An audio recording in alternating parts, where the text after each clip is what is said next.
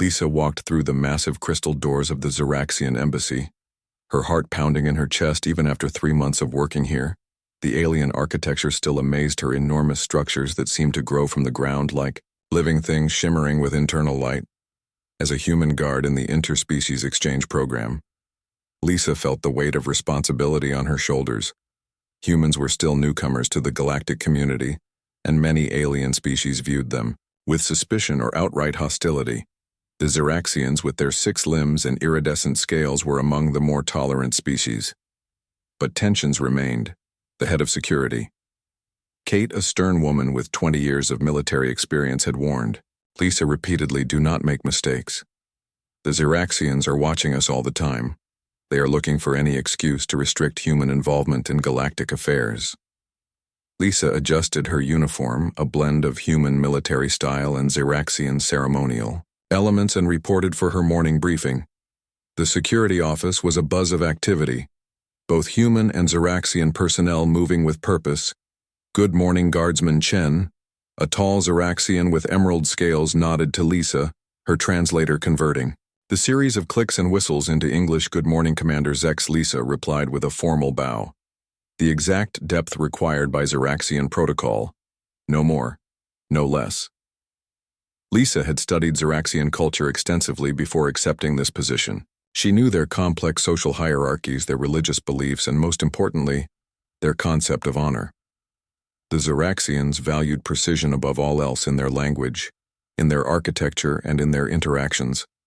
Today's assignment is a special one. Commander Zex said Queen Zila is hosting representatives from the Vordax Confederacy. You will be stationed outside the royal chamber. Lisa felt a jolt of surprise. The royal chamber was the most prestigious posting, usually reserved for Xeraxians of noble birth. "Is this a test?" she asked carefully. Commander Zex tilted her head, a gesture Lisa had learned indicated amusement. "Everything is a test, Guardsman."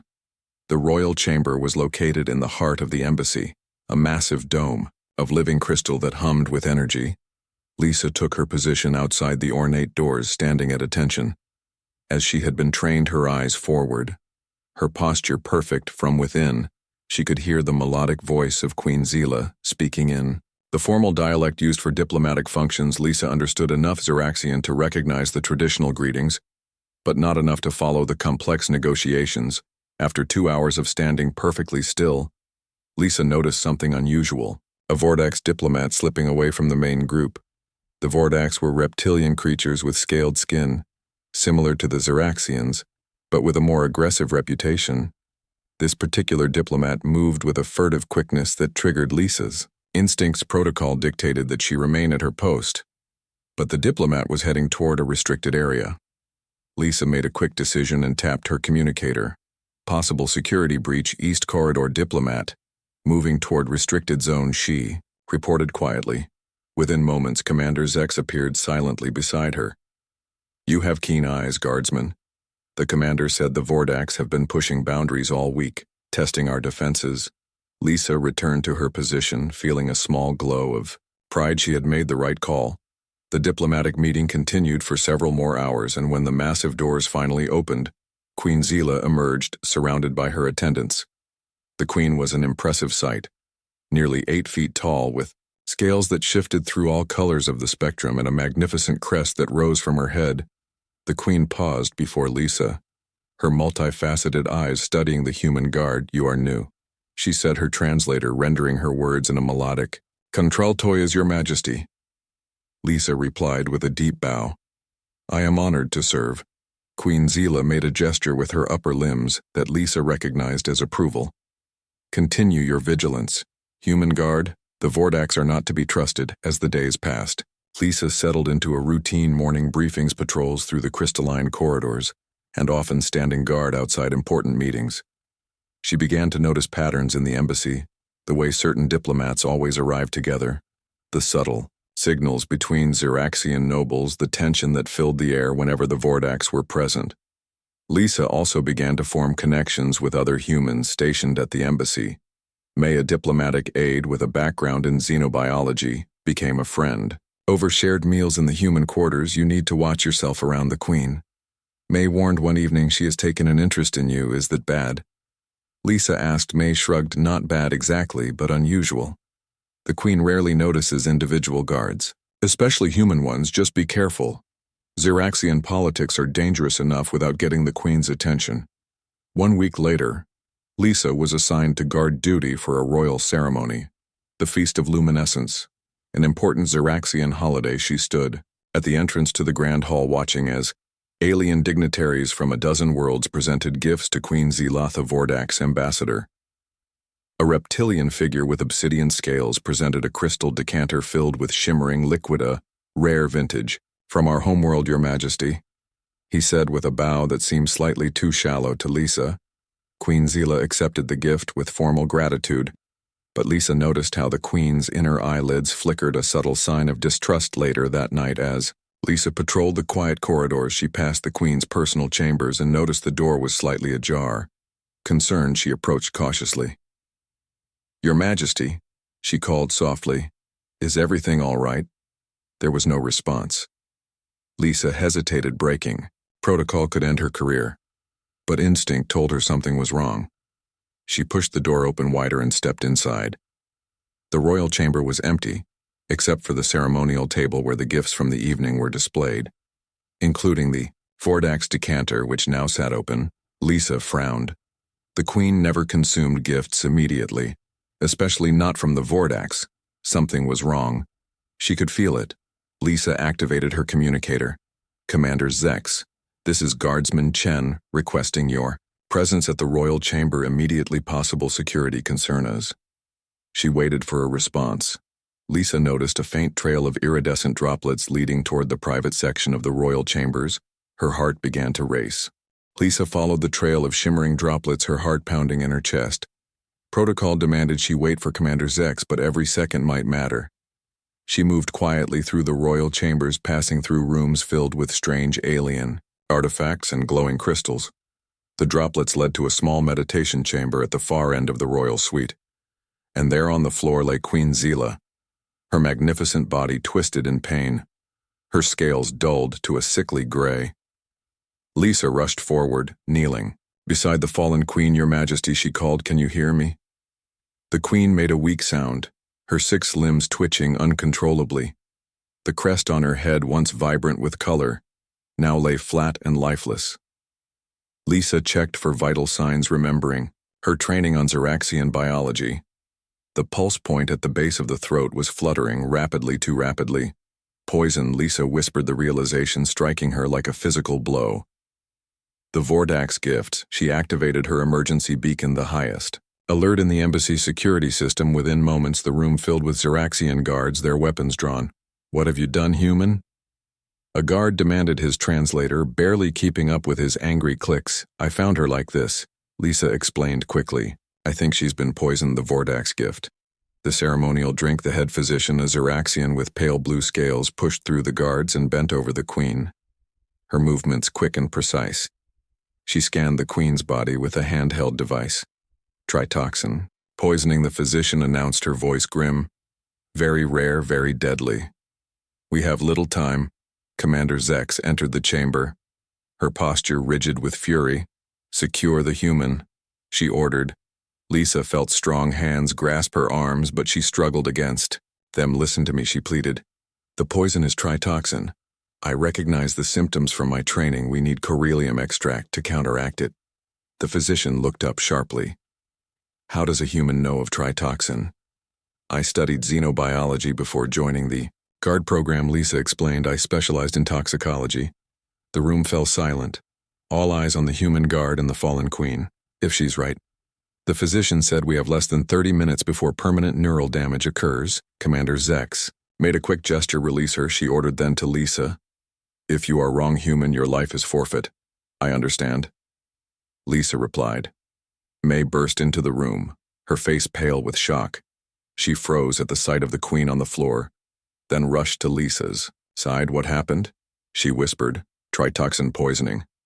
Lisa explained quickly. We need corellium extract from the medical bay. May nodded. I know where it is.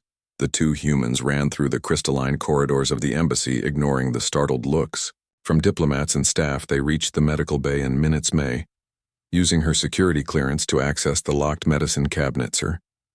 Here, she said, pulling out a vial of glowing blue liquid coryllium extract.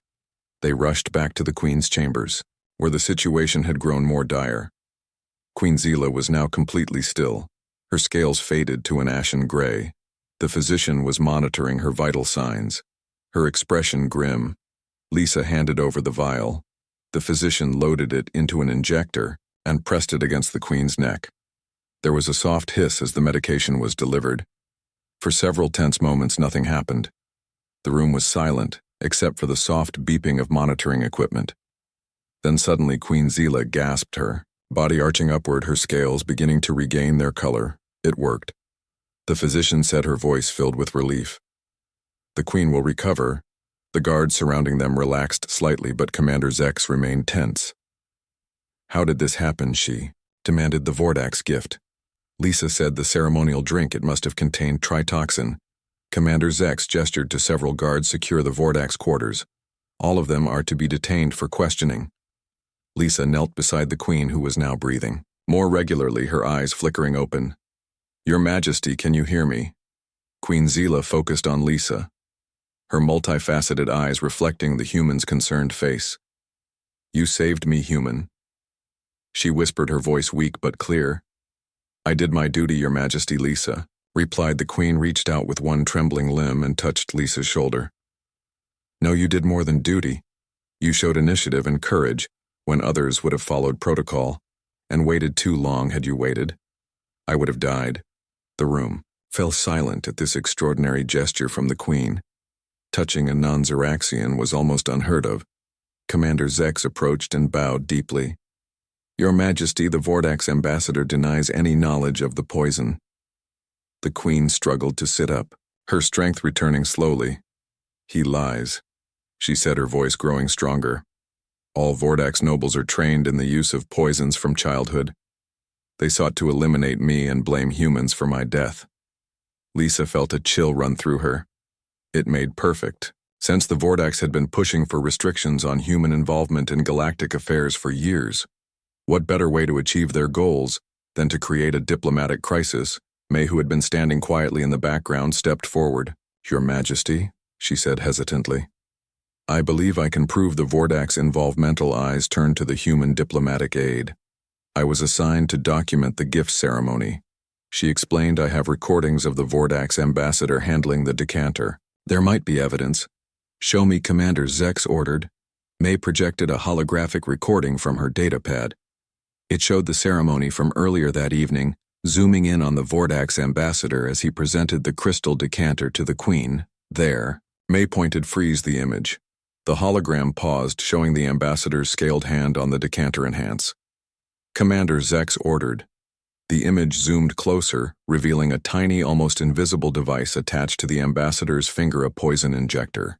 The physician said, recognizing the device designed to release toxins when activated by a specific gesture. This is proof. Commander Zex declared the Vordax attempted to assassinate Queen Zila and frame humans for the crime. The implications were enormous. Such an act could have led to war between the Ziraxian Empire and Earth. With the Vordax benefiting from the conflict, the Queen was now sitting upright, her color fully restored, her crest beginning to rise in a display of royal authority. Summon the Galactic Council representative, she ordered. This crime will not go unpunished. Lisa and May exchanged glances, both realizing they had just prevented an interstellar disaster. You, Commander Zex, turned to Lisa. You will be honored for your service today. Lisa bowed. I was only doing, do not say you were only doing your duty. Commander Zex interrupted, a trace of amusement in her voice. You humans always say that when you do something extraordinary. The room filled with Ziraxian medical staff. Attending to the Queen, Lisa and May were ushered outside where Kate, the human security chief, waited, her expression a mixture of pride and concern. You too, she said, shaking her head, have just changed the course of human-Ziraxian relations and possibly averted a war. Is that good or bad? May asked. Kate laughed softly. That's very, very good, but it's also complicated. The Vordax won't take this lying down. And now you're both in the spotlight. Lisa looked back at the Queen's chambers where guards were now stationed in double formation. I just did what seemed right, she said. Sometimes that's all it takes. Kate replied, sometimes that's all it takes. The next morning, the embassy was in turmoil. Ziraxian security forces had detained the entire Vordax delegation, and rumors spread through the corridors like wildfire. The Galactic Council had been notified, and representatives were en route to investigate. The assassination attempt. Lisa found herself suddenly the center of attention. Ziraxian nobles who had previously ignored her existence now inclined their heads in greeting. As she passed, human staff members looked at her with new respect and even a hint of awe. Kate called Lisa and made to her office for a debriefing. The security chief's usually stern expression had softened slightly. "You two have created quite a situation," she said, "both good and bad. How is saving the Queen?" Badme asked Kate. "Side politics. The Vordax are claiming diplomatic immunity and insisting this is a setup to discredit them. Some members of the Galactic Council are backing their claims." Lisa felt her stomach twist. "What will happen? That's not for us to decide," Kate replied. "A Galactic Council investigative team will arrive tomorrow. Until then, Queen Zila has requested that you, Lisa, serve as her personal guard." Me? Lisa blinked in surprise. "But I'm just a junior human guard who saved the Queen's life?" Kate finished. "For her, yes, I know it's unprecedented, but these are unprecedented times. The Queen trusts you. And right now trust is in short supply." An hour later, Lisa stood outside the Queen's private recovery chamber, her mind still reeling from the rapid changes. In her situation, Commander Zex approached her, expression unreadable. "The Queen will see you now," she said. The commander hesitated, then added, "You have earned a rare privilege. Human few of my people ever speak with the Queen in private. Guard her well." Lisa entered the chamber and found Queen Zila reclining on a crystalline platform, her scales now fully restored to their iridescent glory, her crest raised in a display of strength. "Approach, human." The Queen said, her voice stronger than it had been the previous night. Lisa moved forward and bowed deeply. "Your Majesty, I am honored by your request." The Queen studied her with those multifaceted eyes. "Rise." "Lisa Chen, I would speak with you." Plainly, Lisa straightened, surprised to hear the Queen use her name. "You know who I am." The Queen made a sound that the translator rendered as laughter. "I make it my business to know all who serve in my embassy, especially those who save my life." She gestured to a small seat beside her platform. "Sit." Lisa sat, feeling strangely calm despite the extraordinary circumstances. "You are wondering why I requested you as my guard," the Queen said. "Yes, Your Majesty," Lisa admitted.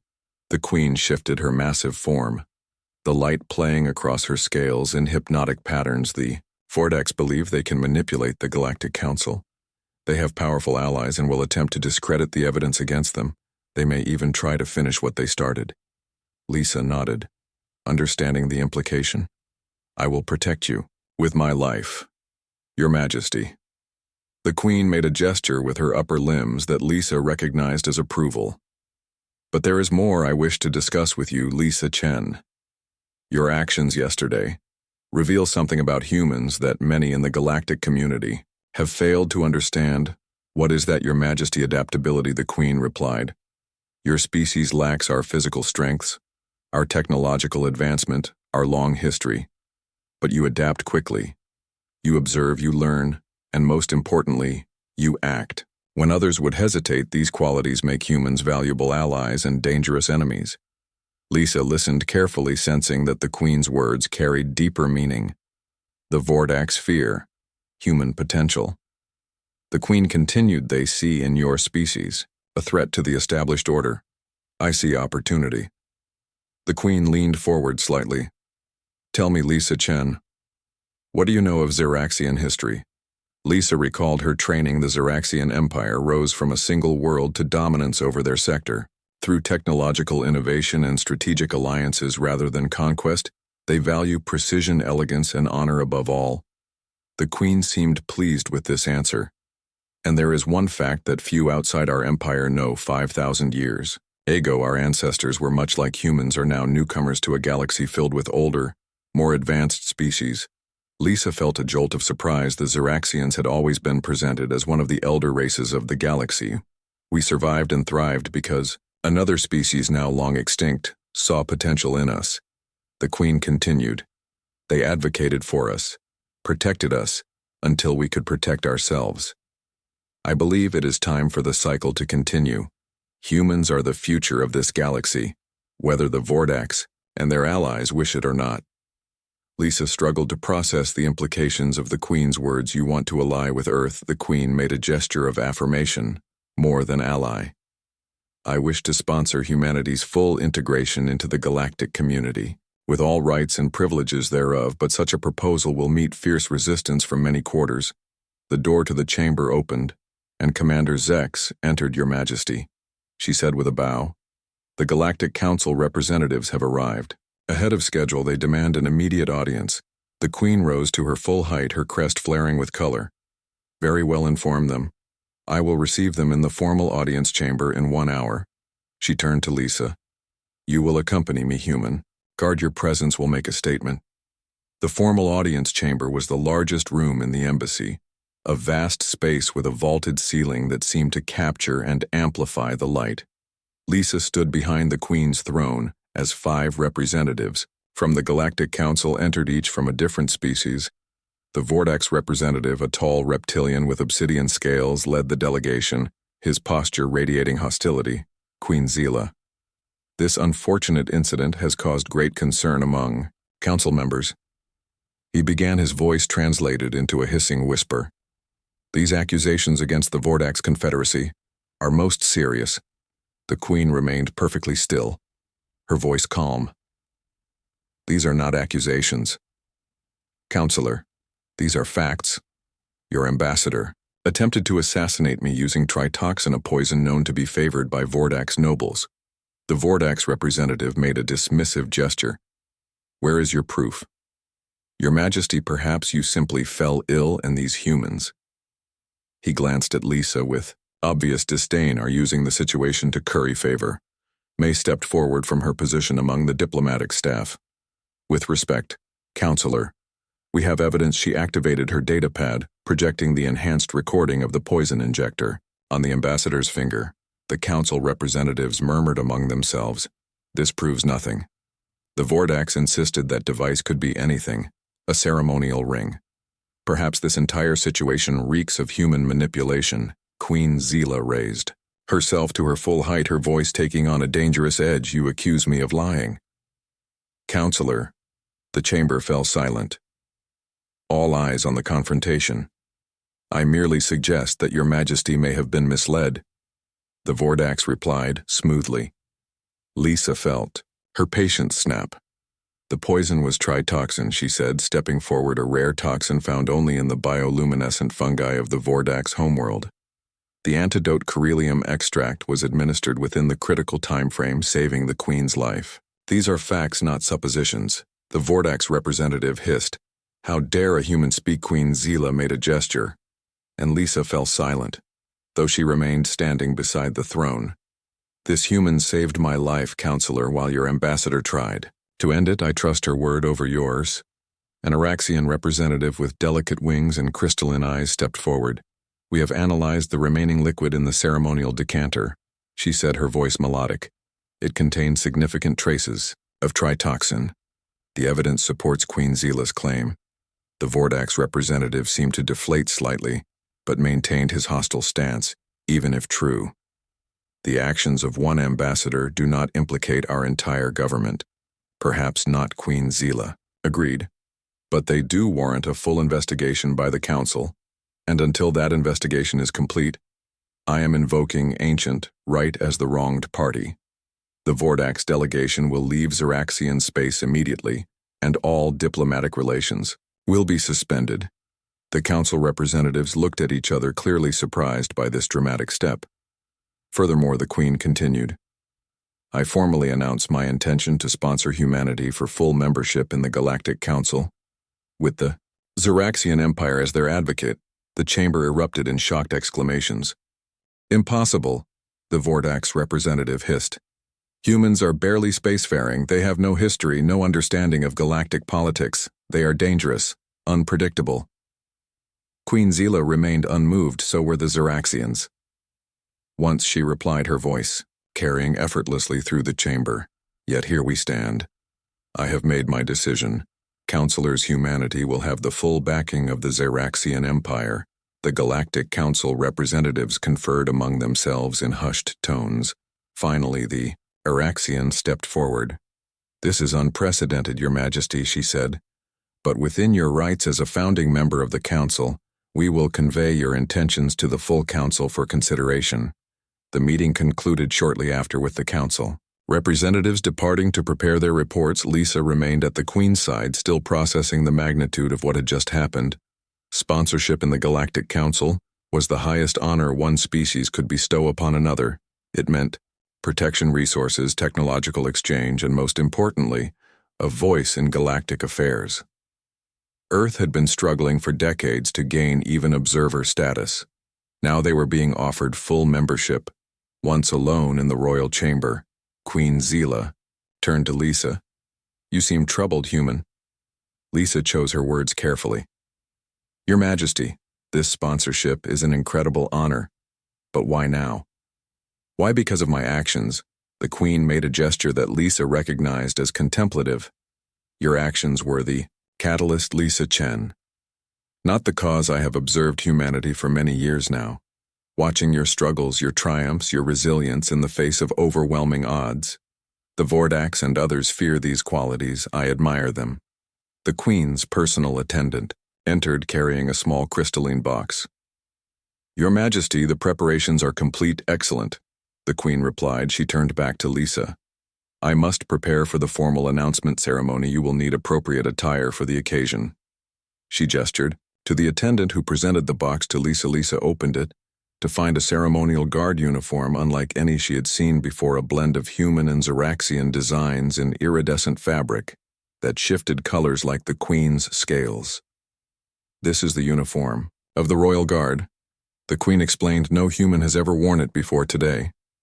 Lisa felt the weight of history in her hands. "Thank you, Your Majesty. I am honored."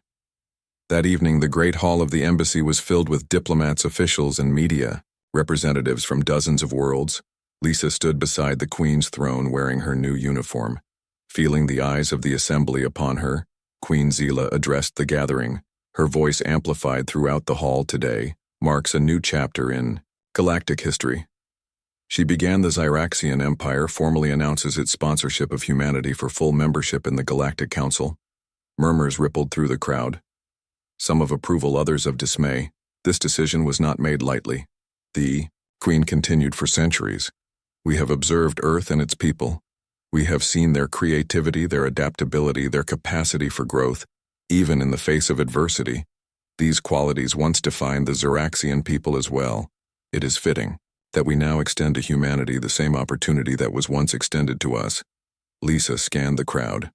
Noting the varied reactions, the Vordax delegates stood rigid with fury, while representatives from Earth seemed stunned by the announcement. As a symbol of this new alliance, the Queen said, "I have appointed Lisa Chen as the first human member of the Royal Guard.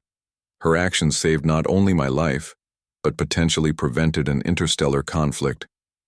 She embodies the qualities we value most in our allies: courage, intelligence, and decisive action." All eyes turned to Lisa, who maintained her formal posture. Despite her racing heart, over the next several days, the embassy became the center of galactic attention. Diplomats from all corners of the council space arrived to witness this historic shift in power. Earth representatives, including the Secretary General, arrived to begin formal negotiations with the Zeraxian Empire. Lisa found her role expanding beyond simple guard duties. She was now advisor, interpreter, and symbol all at once. Kate, the human security chief, pulled her aside during a rare quiet moment. "How are you holding up?" she asked, her expression concerned. Lisa managed a tired smile. "It's overwhelming, but important." "I think," Kate nodded. "The Secretary General wants to meet with you privately tomorrow. She said you realize you've become the face of humanity to the Zeraxians." Now Lisa hadn't fully processed that reality. Yet is that good or bad? She asked, echoing May's question from days earlier. Kate laughed just like before. "It's both. Your actions saved the Queen and opened this door. But now every human in Zeraxian space will be judged by your example." No pressure. The meeting with the Secretary General, a stern woman named Diane with decades of diplomatic experience, was brief but impactful. "You have done what our best diplomats could not accomplish in 20 years, she told Lisa. "Secured humanity a powerful ally on the council. I want to understand how Lisa considered. The question I just did my job. Madam Secretary, I observed, I learned, and when the moment came, I acted. The Secretary General studied her face. You make it sound simple, it is simple, Lisa replied. The Zeraxians value precision and action above all else. They respect those who observe carefully and act decisively. Many of our diplomats spent too much time talking, not enough time listening. Diane nodded slowly. There is wisdom in that assessment. She leaned forward slightly. The Queen has requested that you remain as her personal guard even after the formal sponsorship ceremony. How do you feel about that? Lisa felt a surge of pride mixed with uncertainty. It's an honor, but I'm just one guard. The Secretary General smiled. You stopped being just one guard the moment you saved the Queen. Now you're a symbol of human potential to the entire galaxy. I can't order you to accept this position, but I strongly encourage you to consider it. Later that day, Lisa found May in the human quarters packing her belongings. You're leaving? Lisa asked, surprised. May nodded. New assignment, she said. I'm joining the cultural exchange team. We're going to be traveling to the Zeraxian homeworld to establish the first permanent human embassy there.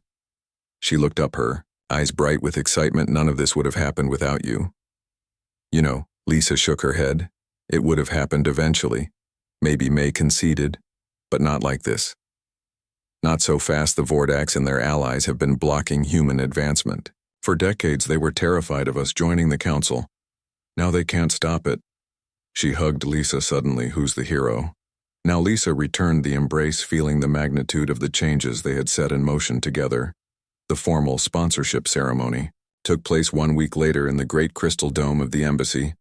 Representatives from every council race were present, along with media from across the galaxy. Lisa stood at attention beside the throne as Queen Zila and the Secretary General signed the formal documents. With this act, the Queen announced humanity stands under the protection of the Zeraxian Empire, with all rights and responsibilities thereof. Let it be recorded in the council archives. The Secretary General rose to address the Assembly on behalf of Earth and all human colonies. I accept this honor with profound gratitude and solemn commitment to the principles of the Galactic Council. We look forward to working alongside the Zeraxian Empire and all council races for the betterment of our shared galaxy. Lisa watched as the two leaders clasped hands, sealing the historic alliance with this simple human gesture. After the ceremony, Queen Zila summoned Lisa to her private chambers. The Queen seemed more relaxed than Lisa had ever seen her, her crest displaying colors of satisfaction and accomplishment. You have served well these past days. Lisa Chen. The Queen said, I would hear your thoughts now that the alliance is formalized. Lisa considered her response. Carefully, it is a great opportunity for humanity. Your Majesty, and a significant change in the balance of power within the Council. Many will resist. The Queen made a sound of approval. You see clearly, human change always faces resistance. But change is the one constant in the universe. Those who adapt survive, those who resist fade away. The Vordax refuse to accept this truth, but you humans understand it instinctively. And what comes next? Lisa asked. The Queen rose, moving to a crystal window that overlooked the embassy grounds. Many challenges, many opportunities, she replied. Your world will gain access to technologies, knowledge, resources beyond anything your people have imagined. But more importantly, you will gain a voice in shaping the future of this galaxy. Lisa joined the Queen at the window, watching as human and Zeraxian diplomats mingled below. It won't be easy, she said.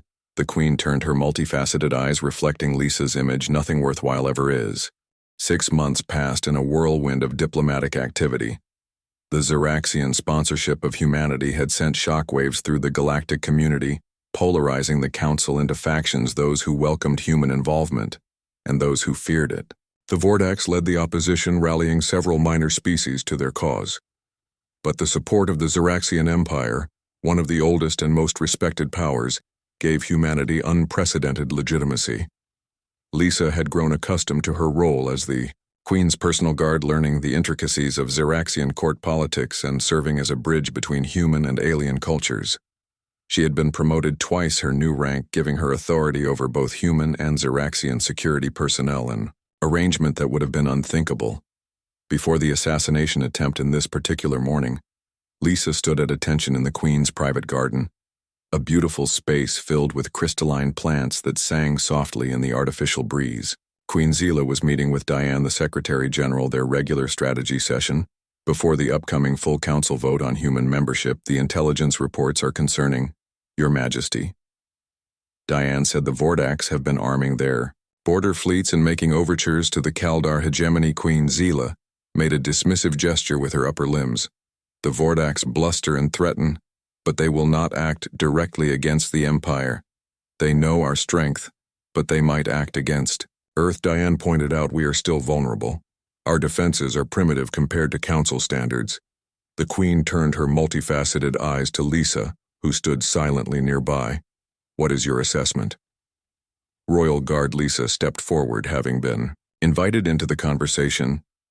Your Majesty, the Vordax will avoid direct confrontation, but may attempt to undermine the alliance through proxies, sabotage, misinformation. They believe time is on their side, that human unpredictability will eventually strain relations with the Empire. And what would you recommend? The Queen asked. Lisa had been expecting this question. The Queen often sought her perspective on strategic matters, a proactive demonstration of the alliance's strength. She replied, a joint human Zeraxian project visible enough to discourage interference but practical enough to provide tangible benefits to both our peoples. The Secretary General nodded thoughtfully. A defense installation perhaps, something more constructive, Lisa suggested. A scientific outpost, a cultural exchange center, a shared space that highlights the benefits of cooperation rather than focusing on threats. Queen Zila made a sound that Lisa had come to recognize as approval. Your guard thinks like a diplomat, she told Diane. Her proposal has merit, a joint colony perhaps on the border of both our territories, a symbol of our shared future. The meeting continued for another hour, Lisa listening carefully as the two leaders discussed strategies for securing votes. In the upcoming council session, when they finished, Diane approached Lisa as the Queen was escorted to her next appointment. You continue to impress. The Secretary General said your suggestion was inspired. Lisa bowed slightly. Thank you, Madam Secretary. Diane studied her face for a moment. You know, the Zeraxians have requested that we establish a permanent Royal Guard program selecting and training humans to serve in positions similar to yours throughout the Empire. Lisa felt a surge of surprise. This was the first she had heard of such a program. It would be unprecedented. Diane smiled at her reaction. They've specifically asked that you oversee the selection and training process. They trust your judgment. Before Lisa could respond, her communication device chimed an urgent alert. Kate, the security chief, was requesting her immediate presence in the command center, excusing herself. Lisa hurried through the crystalline corridors, her mind racing. The command center was a hive of activity when she arrived, both human and Zeraxian personnel monitoring displays and communicating in urgent tones. Kate looked up as Lisa entered, her expression. Grimweave intercepted a Vordax communication, she said without preamble. They're planning something big. Lisa scanned the intelligence briefing on the main screen. The encrypted message had been partially decoded, revealing references to an operation called Shadow Strike, scheduled to coincide with the council vote on human membership. Timing suggests a direct attack, Lisa said. Examining the data, Kate nodded. The target's unclear. But given recent events, the Queen. Lisa finished the thought. Or Earth. Kate added. Or both. They could be planning to strike while our forces are divided. Commander Zex entered the command center, her scales darkened with concern. The Queen's security detail has been doubled, she announced, and we have alerted the Empire fleet, but without knowing the specific threat. We need more information, Lisa said. Kate gestured to a secondary display. We've traced the origin of the message to a commerce station in the Proxima sector. The station is nominally neutral territory, a trading hub for a dozen species, including the Vordax. Lisa studied the station schematics. If the Vordax are using it as a communication hub, there might be more information there. Kate caught her meaning. Are you suggesting an infiltration? A diplomatic visit? Lisa corrected. Neutral territory. Remember, we have legitimate reasons to send representatives to a commerce. Station Commander Zex tilted her head in the gesture Lisa had learned indicated interest. The station falls within Zeraxian protection sphere. A joint delegation would be appropriate. Preparations moved quickly. Queen Zila approving the mission personally, with one condition that Lisa lead the human contingent. Her experience with Vordax tactics would be invaluable, she argued, and her status as royal guard would give the mission additional legitimacy. 3 days later, Lisa found herself aboard a Ziraxian diplomatic vessel approaching the massive structure of Proxima Station, a sprawling complex of interconnected modules orbiting a dead star. The official purpose of their visit was to negotiate trade agreements with station merchants. The unofficial mission to uncover the details of Shadow Strike. The station administrator, a member of the ancient Xylor species, greeted them with formal courtesy. But Lisa noted the wariness in his multifaceted eyes. Ziraxian delegations rarely visited outlying commerce stations and never with human companions. We are honored by your presence, he said, his translator rendering his harmonic speech into flat English. What brings the Empire to our humble station? Commander Zex, who led the Ziraxian contingent, responded with practiced ease. The expanding alliance between our peoples creates new opportunities for trade. We wish to establish supply chains for resources needed on both our worlds, while the commander engaged in diplomatic pleasantries. Lisa observed their surroundings, noting the locations of security personnel, surveillance devices, and most importantly, the significant Vordax presence on the station. The delegation was assigned guest quarters in the diplomatic section of the station. After securing their rooms against surveillance, Lisa gathered her team for a briefing. We have 3 days before the council vote. She said that gives us limited time to locate information on Shadow Strike. The Vordax maintain a permanent trade office on level 7 that should be our primary target. May, who had been assigned to the mission for her technical expertise, nodded. I've reviewed the station systems. Their internal network is isolated, but not impenetrable if we can access a terminal. Within their office, the challenge will be gaining access. Lisa said the Vordax would be on high alert for Ziraxian interference. What about a distraction, suggested Beth, a security specialist with infiltration training. Lisa considered this something significant enough to draw attention, but not so disruptive as to lock down the station. What about a cultural exchange? Commander Zex suggested. Ziraxians are known for ceremonial displays. Our delegation could host a demonstration of traditional combat forms in the central plaza. Lisa nodded. That could work. The Vordax would monitor any official Ziraxian activity closely, while May and Beth could approach the trade office through service corridors. The plan was set for the following day. Lisa spent hours coordinating with Commander Zex to ensure the timing would work. The Ziraxian display needed to be elaborate enough to hold attention without raising suspicion as the team prepared to rest before the operation. Lisa received an encrypted communication from Queen Zila. The message was brief but concerning. The council vote has been moved forward. The Vordax representatives demanded an emergency session. Whatever they are planning will happen sooner than we anticipated. Lisa alerted her team immediately. We've lost a day. The operation needs to happen now. The station was quieter during the artificial night cycle, but still active traders and travelers from nocturnal species conducted business while others rested. Commander Zex adjusted their plan. The ceremonial display became an impromptu diplomatic reception for station officials, a rarer event that would demand attention, even at unusual hours. Lisa watched from the reception hall as May and Beth slipped away, their movements casual, unhurried, as they made their way toward the lower levels. Her communication device silent, except for periodic status updates. Everything proceeding according to plan.